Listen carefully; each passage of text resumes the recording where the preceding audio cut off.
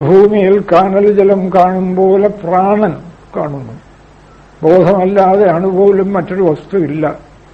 സമയെ ആശ്രയിക്കുന്നയാൾ എന്താ?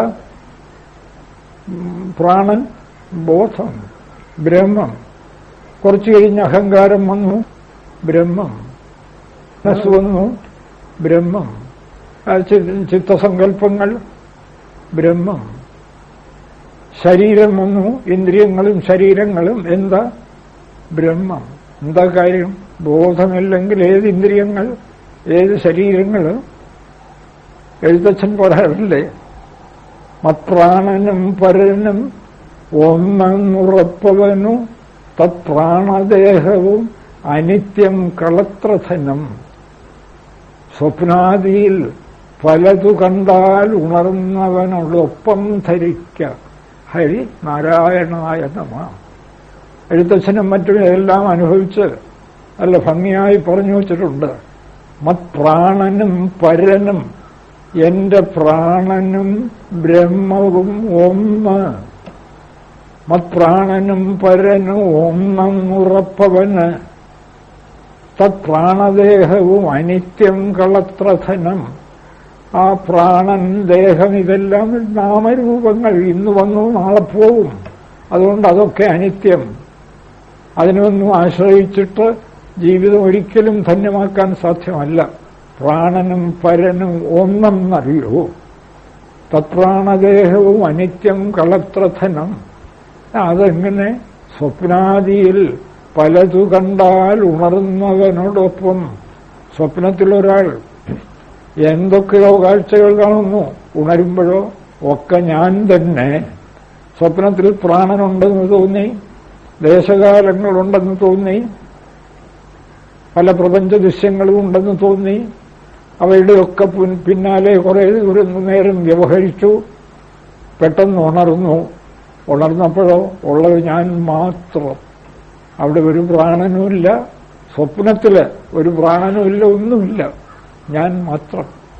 അതുപോലെ പരമസത്യം കണ്ട് സമയെ ആശ്രയിച്ചുകൊണ്ട് പ്രാണനും ബുദ്ധിയും ഇന്ദ്രിയങ്ങളും ദേഹവും പ്രപഞ്ചവും ഒക്കെ ഒരേ പരമസത്യം.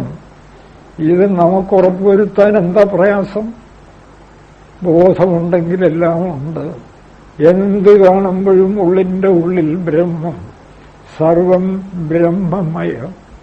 സർവത്ര സദാ ഹംസധ്യാനം കർത്തവ്യം ഭോ മുക്തിനിദാനം. നല്ല സദാശിവ ബ്രഹ്മേന്ദ്രൻ പറയുന്നത്, എവിടെയും സർവത്ര സദാ ഹംസധ്യാനം. എവിടെയും എപ്പോഴും ആ സത്യത്തെ തന്നെ കണ്ട് ധ്യാനിക്കൂ, ഉറപ്പിക്കൂ. സത്യമേ ഉള്ളൂ എന്നുറപ്പിക്കൂ. സമയെ ആശ്രയിച്ച്, വിദ്യയെ ആശ്രയിച്ച് അതുറപ്പിക്കൂ. അത് ഇത് കുടമെന്നതിൽ ആദ്യമാം ഇതെന്നുള്ളത് വിഷമ. അത് വിഷമയാണ്. ഇത് കുടം, ഇത് ചട്ടി, ഇത് കലം എന്നൊക്കെ കാണിക്കുന്ന ശക്തി വിഷമ. അന്യ അവിദ്യ, അന്യ അവിദ്യ. കുടമോ വിശേഷമാകും, അതിന്റെ വിശേഷമാണ് കുടം, കലം എന്നിങ്ങനെ നിരവധി വിശേഷങ്ങൾ. മതിമുതലായ മഹേന്ദ്രജാലം, അതായത് പ്രാണൻ, അഹങ്കാരം, ബുദ്ധി, ഇന്ദ്രിയങ്ങൾ, ഇവയൊക്കെ വേറെ വേറെയാണെന്ന് കരുതുന്ന ഒരാൾക്ക് ഇതൊക്കെ എങ്ങനെ ഉണ്ടായി?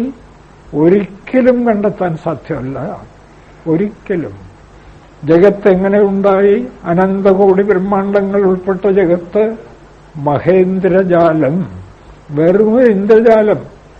നാമരൂപങ്ങൾ ആവിർഭവിക്കുന്നത് പോലും മരുഭൂമിയിൽ വെള്ളം കാണും പോലെ. അല്ലാതെ ബ്രഹ്മം മണ്ണും സ്വർണവും മറ്റും കുറേശ്ശെ കുറേശ്ശെ കഷണിച്ച് പാത്രങ്ങളും ആഭരണങ്ങളും ആവുന്നത് പോലെ ബ്രഹ്മത്തെ കുറേശ്ശെ കുറേശ്ശെ പ്രാണരൂപം നൽകാനോ സാധ്യമല്ല. ബ്രഹ്മം എങ്ങും നിറഞ്ഞു നിൽക്കുന്ന അഖണ്ഡ നിശ്ചല ബോധമാണ്. അതിലൊരു ചലനം പോലും സാധ്യമല്ല. അതുകൊണ്ട് പ്രാണനുണ്ടെന്ന് തോന്നുന്നു, അഹങ്കാരമുണ്ടെന്ന് തോന്നുന്നു, ബുദ്ധിയുണ്ടെന്ന് തോന്നുന്നു, ഇന്ദ്രിയങ്ങളുണ്ടെന്ന് തോന്നുന്നു, ശരീരമുണ്ടെന്ന് തോന്നുന്നു, ജഗത്തുണ്ടെന്ന് തോന്നുന്നു. ഒക്കെ മഹേന്ദ്രജാലം. സ്വപ്നമായേ യഥാദൃഷ്ടേ ഗന്ധർവനഗരം യഥാ തഥാ വിശ്വമിദം ദൃഷ്ടം വേദാന്തേഷു വിചക്ഷണൈഃ. സ്വപ്നമായേ, സ്വപ്നവും ഇന്ദ്രജാലവും കാണുന്നത് പോലെയാണ് വേദാന്തികൾ ഈ ജഗത്തിനെ കാണുന്നത്. ഗന്ധർവനഗരം യഥ, ആകാശത്തിൽ ഒരാശ്രയവുമില്ലാതെ ഒരു നഗരം. നമ്മുടെയൊക്കെ നഗരം അത് തന്നെ, ഭൂമി. എവിടെ ആശ്രയിച്ച്, എന്തിനെ ആശ്രയിച്ച് എവിടെയാ നിൽക്കുക? വെറും ഒരു ഗന്ധർവ നഗരം. ആർക്കെങ്കിലും പറയാൻ പറ്റുമോ ഭൂമി ഇന്നടത്താണ് നിൽക്കുന്നത്, ഇന്നതിനെ ആശ്രയിച്ചാണ്? ഈ ശൂന്യമായ പ്രപഞ്ച ആകാശത്തിൽ എവിടെയോ നിൽക്കുന്നു. അല്ലാതെ ഇന്നടത്ത് അങ്ങനെയല്ല സാർ, സൂര്യനിൽ നിന്നും ഇത്ര കിലോമീറ്റർ. സൂര്യൻ എവിടെയാ നിൽക്കുക? ഒരു സൗരയൂഥം എവിടെയാ നിൽക്കുക? എവിടെ എന്നുള്ളതിന് ഉത്തരമേ ഇല്ല. എവിടെയോ നിൽക്കുന്നു. അനന്തമായ ആകാശത്തിൽ ഓരോ സൗരയൂഥവും എവിടെയോ നിൽക്കുന്നു. ഇങ്ങനെ യാതൊരു പിടിയുമില്ലാത്ത ഈ ഇന്ദ്രജാലത്തെ ഭംഗിയായി കൈകാര്യം ചെയ്യൂ, അതിൽ കയറി ഒട്ടിപ്പിടിക്കരുത്. ശരീരത്തിൽ പോലും ഇതെന്റെ ശരീരം, നിന്റെ ശരീരം എന്ന് കയറി ഒട്ടിപ്പിടിക്കാതെ രാമപിള്ളയുടെ രാവണനെ പോലെ ഗംഭീരമായിട്ട് കൈകാര്യം ചെയ്യൂ. ആനന്ദിച്ചാനന്ദിച്ച് ഒടുവിൽ ഒന്നും നഷ്ടമാകുന്നില്ല, നഷ്ടമാവുകയുമില്ല എന്ന് ഉറപ്പിച്ചനുഭവിക്കാൻ കഴിയും സമയെ സമാശ്രയിച്ചാൽ. അപ്പോ മതി മുതലായ മഹേന്ദ്രജാലം, ബുദ്ധി തുടങ്ങിയ മഹേന്ദ്രജാലം, ഗുരുദേവന്റെ മനോഹരമായ പ്രഖ്യാപനം. എന്തുകൊണ്ട് മഹേന്ദ്രജാലം? ഇതെവിടെയുണ്ടായി, എന്തിനുണ്ടായി? നമ്മുടെ മനസ്സ് തന്നെ എവിടെയുണ്ടായി? ഏതെങ്കിലും ഒരു മനഃശാസ്ത്രജ്ഞനോട് ചോദിച്ചു നോക്കുക, എവിടുന്നായി മനസ്സ് വന്നത്, എങ്ങോട്ട് പോകുന്നു ഈ മനസ്സ്? ഒരു നിശ്ചയമില്ല. സ്വന്തം മനസ്സിനെ ഉണ്ടാക്കിയും അഴിച്ചും സത്യം കണ്ട നമ്മുടെ ഋഷിമാരാണ് ഈ മനസ്സിനെ വിലയിരുത്തിയിട്ടുള്ളത്.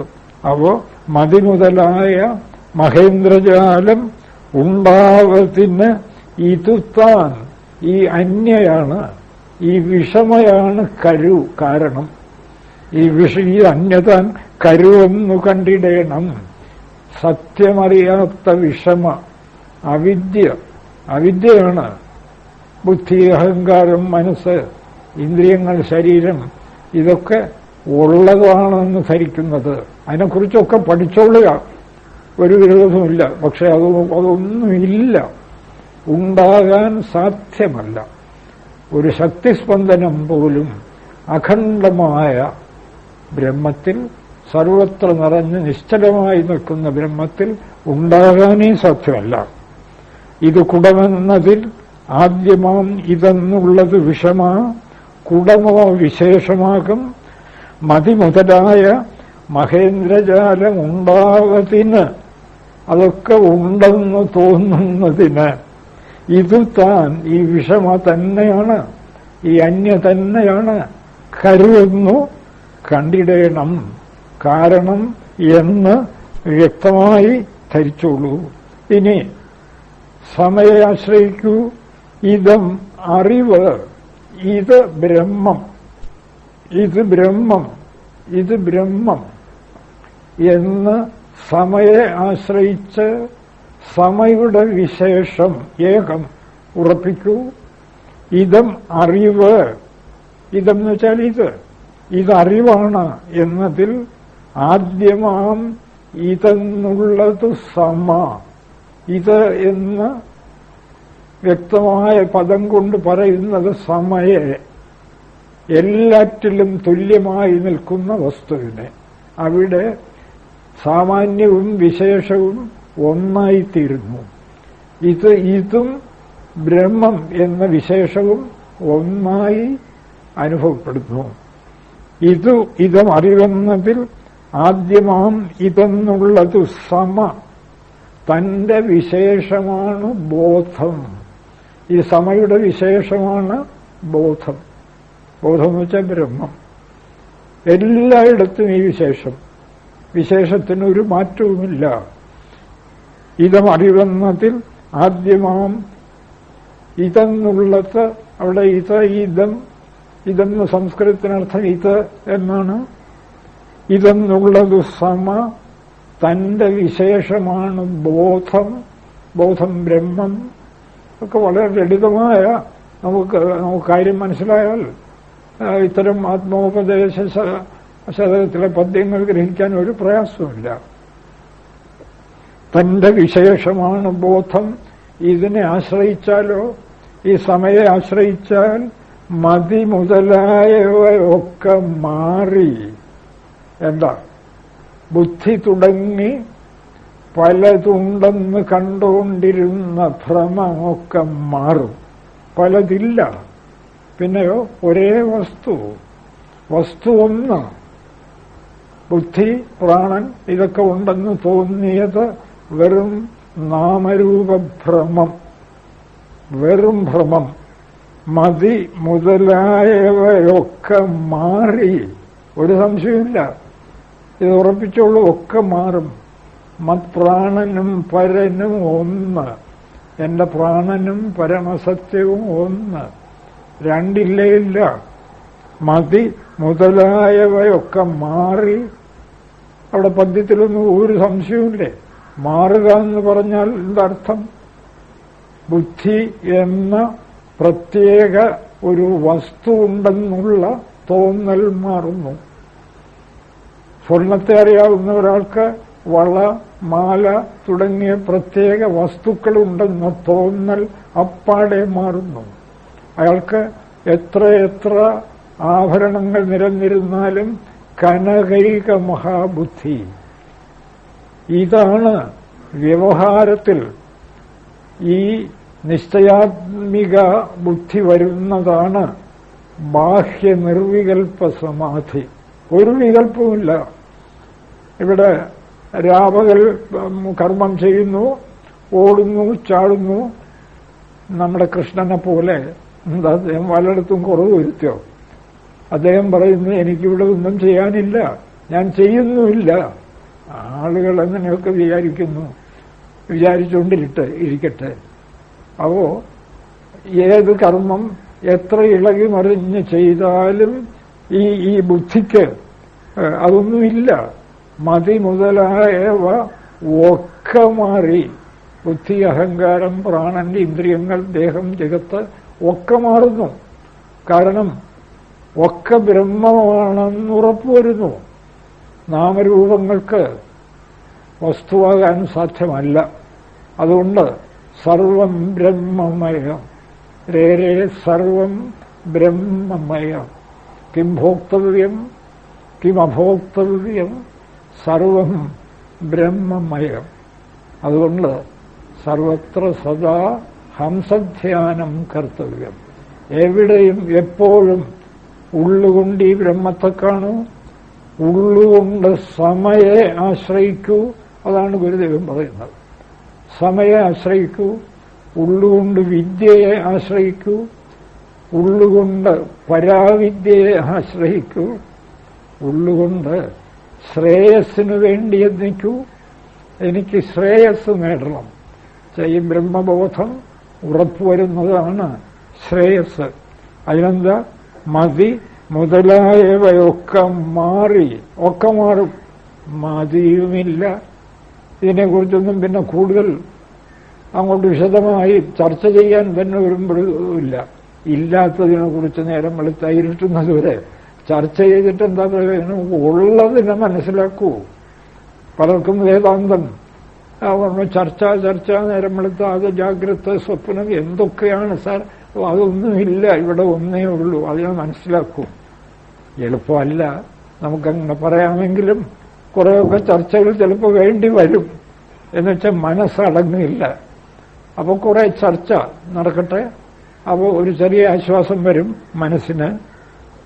മതി മുതലായവയൊക്കെ മാറി മേൽ സദ്ഗതി വരുവാൻ, സദ്ഗതി സത്തിലെത്തിച്ചേരാൻ. അതാണ് ഈ സദ്ഗതി സദ്ഗതി എന്നൊക്കെ നമ്മൾ പറയാറുണ്ടല്ലോ. സത്താണ് ഉണ്മ, കേവലം ശുദ്ധമായ ഉണ്മ, അനുഭവരൂപമായ ബ്രഹ്മത്തിലെത്തിച്ചേരാൻ. മേൽ സദ്ഗതി വരുവാൻ ഇതിനെ ഭജിച്ചിടേണം. ഈ സമയെ ഭജിക്കൂ, ഈ വിദ്യയെ ഭജിക്കൂ. നിശ്ചയമായും മതി ബുദ്ധിയിൽ തുടങ്ങി അനന്തകോടി ദൃശ്യങ്ങളിൽ വരെ ചെന്ന് നിൽക്കുന്ന അന്യ അവിദ്യ മാറിത്തരും, പൂർണ്ണമായും മാറിത്തരും. സർവത്ര ബ്രഹ്മം എന്ന അനുഭവം സൂര്യതുല്യം തെളിയും എന്നല്ലേ ഗുരുദേവൻ പറയുന്നത്. ഒരു 10,000 ആതിഥേയരൊന്നായി വരുവതുപോലെ വരും വിവേകവൃത്തി. ഒരു സംശയവുമില്ല. ഇതുറപ്പിക്കുക. ഇതിലെന്താ പ്രയാസം? ഓരോരുത്തർ പറയുന്നത് ഇത് പ്രയാസമാണെന്ന്. എനിക്ക് പിടികിട്ടുന്നില്ല. ഇതിലും വേറെ കൈലാസത്ത് പോയി അല്ലെങ്കിൽ ഇവിടെ ഞാനും പോയി ഈ പാറക്കല്ലിൽ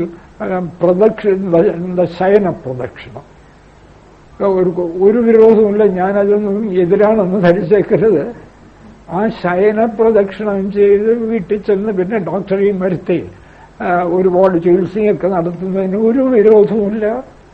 ഇതൊക്കെ ബ്രഹ്മമാണെന്ന് ആരോടും പറയേണ്ട, രഹസ്യമായി ഉള്ളിൽ ഉറപ്പിക്കാൻ വലിയ പ്രയാസമാണെന്നാണ് പറയുന്നത്. ഇതെന്താണ് ഇതിലൊരു പ്രയാസം? ശ്രമിച്ചു നോക്കുക. ഗുരുദേവന്റെ ആത്മോപദേശ ശതകം അത് ഞാൻ പറയുന്ന ഞാൻ ശ്രമിച്ചു നോക്കി. വളരെ എളുപ്പം. എളുപ്പമെന്ന് വെച്ചാൽ അതുകൊണ്ടുണ്ടാകുന്ന ജീവിതധന്യത പറഞ്ഞറിയിക്കാനും സാധ്യമല്ല. അപ്പോ ഗുരുദേവനും നമ്മോടത് പറയുന്നു. ഗതി വരുവാൻ ഇതിനെ ഭജിക്കണം, ഈ സമയെ ഭജിക്കണം, ഈ വിദ്യയെ ഭജിക്കൂ. വിദ്യ എന്ന് പറഞ്ഞാൽ വിശേഷിച്ചൊന്നുമില്ല. എന്ത് കണ്ടാലും വിശേഷം ബ്രഹ്മം, ഇത് ബ്രഹ്മം, ഇത് ബ്രഹ്മം. പൂർണ്ണമത പൂർണ്ണമിതം പൂർണ്ണാത് പൂർണ്ണമുദച്യത്തെ പൂർണ്ണസ്യ പൂർണ്ണമാദായ പൂർണ്ണമേവ അവശിഷ്യത്തെ. ഓം ശാന്തി ശാന്തി ശാന്തി.